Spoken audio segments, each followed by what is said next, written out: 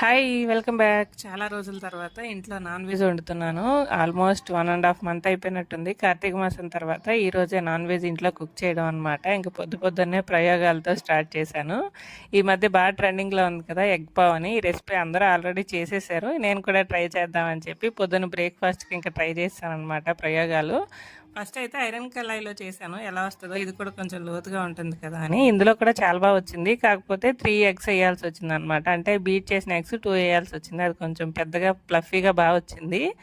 ఇంకా నెక్స్ట్ అయితే అందరూ ట్రై చేసే విధంగా పోపు గరిటలో వేసాననమాట. ఇది కూడా చాలా బాగా వచ్చింది. అది వేసేటప్పుడు నా హ్యాపీనెస్ అయితే అబ్బా ఫస్ట్ అటెంప్ట్లోనే భలే వచ్చేసింది అన్న సాటిస్ఫాక్షన్ అనమాట.